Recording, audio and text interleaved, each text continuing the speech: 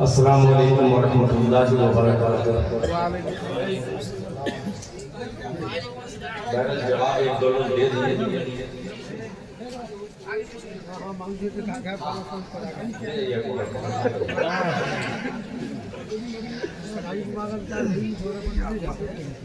مکرم صاحب اکرام، ایک سال ناغا اور اس کے ساتھ جناب محترم حافظ اسلم پروانہ صاحب کی اس بیدار نظامت، اور اس سے بڑی بات یہ کہ جناب تاج ساؤنڈ اتنا خوبصورت کہ آل میں آنے کے بعد تو دوسرا خوشی ویسے ہی اضافہ ہو جاتا ہے۔ سونے پر سہاگا کے تاج آج بھائی کا ساؤنڈ لگا ہوا ہو، بے خطر میں پڑھ سکتا ہوں۔ آج کے جلسے کی صدارت فرما رہے ہیں حضرت مولانا احمد علی صاحب مظاہری دامت برکاتہم۔ آج کے خصوصی مقرر ایک ہندوستان کے پی ایم، اسلامی پی ایم حضرت مولانا پی ایم مزمل صاحب قاسمی دامت برکاتہم، جو حیدرآباد سے تشریف لائے ہیں۔ ابھی مجھ سے قبل ایک نوجوان خطیب حضرت مولانا صغیر احمد صاحب دامت برکاتہم کو سماعت کیا، اور آج کہ اس معتبر جلسے میں نمونِ اسلام حضرت پیر طریقت حضرت اقدس الحاج مولانا فاروق صاحب قاسمی دامت برکاتہم امیر شریعت اڑیسہ، حضرت جب بیان کر رہے تھے تو حضرت موسیٰ علیہ السلام کے وقت کا ایک پتھر کا ذکر کیا کہ ہم کتنے بے غیرت مسلمان ہو کر اللہ سے وعدہ کرنے کے بعد بھی ہماری آنکھ میں آنسو نہیں آ پاتا، کچھ تو وجہ ہے۔ وہیں سے میں چند مصرے حاضر کروں گا بالکل تازہ ترین۔ میں کمیٹی کے ایک فرد پتن پور آل کی سرزمین، وہ بھی آزاد نگر کے آزاد نوجوانوں کو مبارکباد پیش کرتا ہوں۔ خصوصاً میں اپنے محترم نوشاد صاحب ہیں، فتح اللہ صاحب ہیں، ماسٹر سرفراز صاحب ہیں، افسر خان صاحب ہیں، اور جو مجھ سے بڑی سچی اور اچھی عقیدت رکھنے والا میرا چھوٹا بھائی جناب شیخ عاطف کو میں مبارکباد پیش کرتا ہوں۔ اور ایک مطلع حضرت مولانا ساجد صاحب دامت برکاتہم، میرے محسن پارادیپ سے آنے والے تمام دوست یہاں پہ تشریف فرما ہے۔ میری مراد حافظ و قاری جناب فیض الحسن صاحب دامت برکاتہم، اور میرے دو معتبر بھائی جو چٹرا سے چل کر حضرت قاری سید منظر صاحب کے بڑے بھائیوں میں سے جناب الیاس صاحب، اور ہمارے گورے بھائی میرا بھتیجا یہاں پہ تشریف رکھتا ہے۔ آئیے نعت پاک پڑھوں، اس سے پہلے پورا مجمع ایک بار جو ضرور جس کو یاد ہے، انٹی میڈیا یہاں پہ موجود ہے اور دیگر میڈیا والے موجود ہیں، ذرا بلند آواز سے درود پاک پڑھیں، اللہم صلی علی محمد النبی الامی وعلی آلہ وسلم تسلیما صلی اللہ علیہ وسلم۔ ایک مطلع سرزمین پتن پور آزاد کی دھرتی پر مطلع پیش کرتا ہوں بطور خاص لہجہ فرمائے۔ عطا کریں دل سے آپ بادش کہ آئے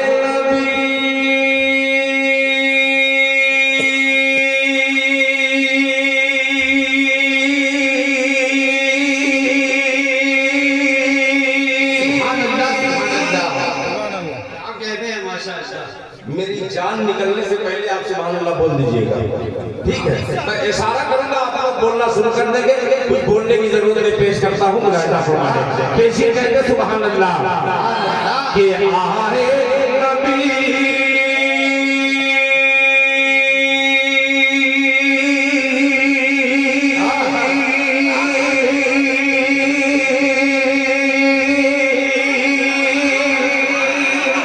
تھوڑا سا بڑھیا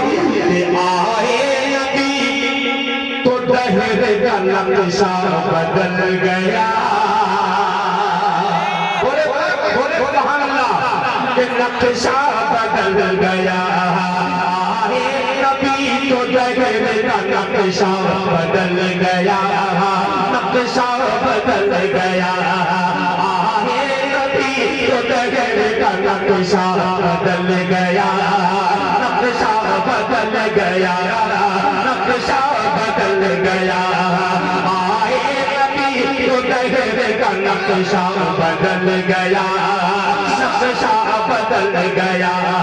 آئے نبی تو دہر کا نقشہ بدل گیا جب تک مجمع سبحان اللہ نہیں کہے گا تب تک میں یہ نقشہ بدلوں گا نہیں میدان والے کہ آئے نبی تو دہر کا نقشہ بدل گیا نقشہ بدل گیا آئے نبی تو دہر کا نقشہ بدل گیا آئے نبی تو دہر کا نقشہ بدل گیا نقشہ بدل گیا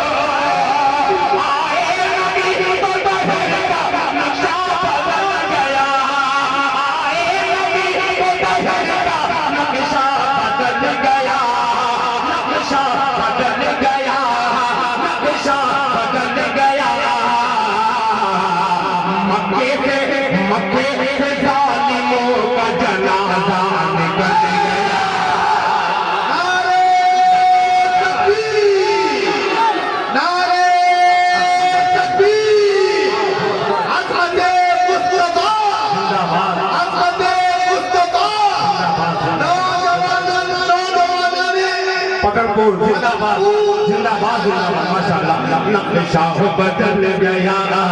نقشہ بدل گیا بہت شکریہ مجھے یقین تھا کہ میں یہاں پڑھ رہا ہوں مگر مدینہ میں دعا میرے لیے کرنے والا میرا چھوٹا بھائی سید قاری منظر ہے الحمدللہ میرے قاری کوثر صاحب اللہ آپ کو شاد و آباد رکھے محبت سے بولے آمین نقشہ بدل گیا نبی تو دہر کا نقشہ بدل گیا نقشہ بدل گیا نقشہ بدل گیا آئے نبی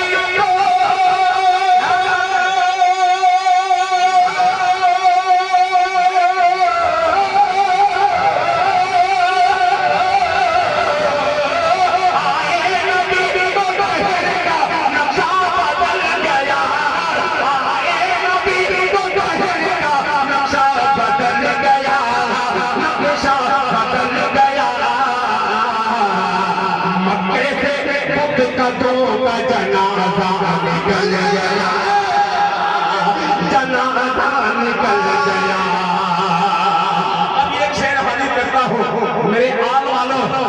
اچھے خیال والوں اب اس سے بڑا شعر نہیں پیش کرتا یہ چھوٹے چھوٹے بچے دین کی راہ میں کھڑے ہیں اللہ تعالیٰ ان کو ترقی سے نوازے ایک شعر پیش کرتا ہوں اسلم صاحب آپ کی زندہ نظامت نقشہ بدل گیا ہمارے تاج بھائی زندہ باد کہ مہاجرہ ادھر سے ادھر دوڑتی رہی اب دیکھ رہا ہوں آل والوں سنبھال کر کے رکھنا اپنے آپ کو نقشہ بدل گیا نقشہ بدل گیا مہاجرہ ادھر سے ادھر دوڑتی رہی ماں دوڑتی رہی آئے نبی تو دہر کا نقشہ بدل گیا آئے نبی تو دہر کا نقشہ بدل گیا ظالموں کا جنازہ نکل گیا مہاجرہ ادھر سے ادھر دوڑتی رہی مہاجرہ ادھر سے ادھر دوڑتی رہی ماں دوڑتی رہی کہ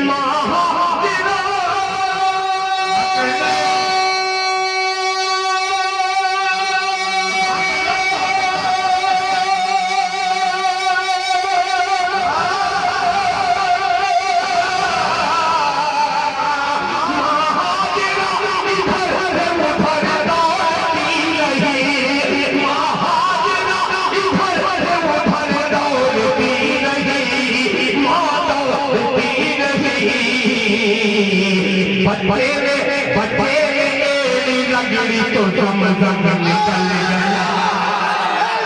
زمزم نکل ارے کیا بات ہے دل صاحب زندہ باد ماشاء اللہ اللہ زندہ باد کیا شعر پڑھا دیا تھا اللہ کیسے شعر سے پڑھے زندہ باد ماشاءاللہ ماشاءاللہ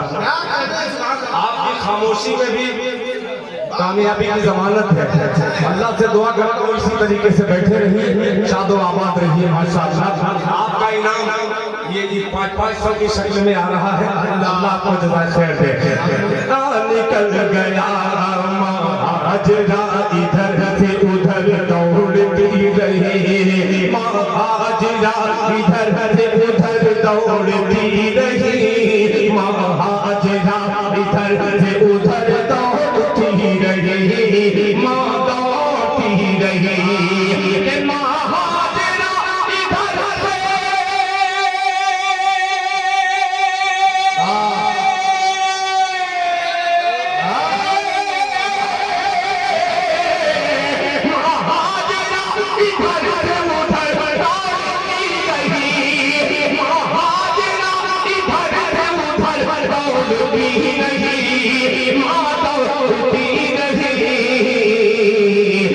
بچے نے ایڑی رگڑی تو زمزم نکل گیا زمزم نکل گیا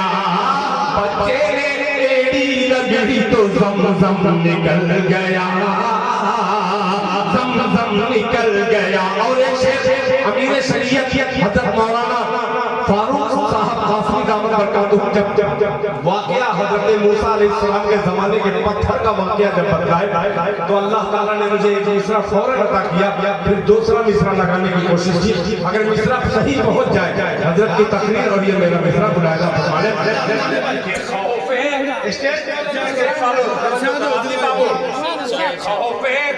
خوف خدا سے میرے بھائی کہ خوف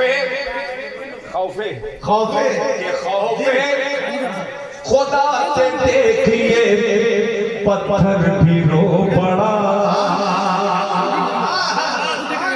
نہیں ملے گی اس کے دعوی پتھر بھی رو پڑا خوف خدا سے دیکھیے پتھر بھی رو پڑا پتھر بھی رو پڑا خوف خدا سے دیکھیے پتھر بھی رو پڑا پتھر بھی رو پڑا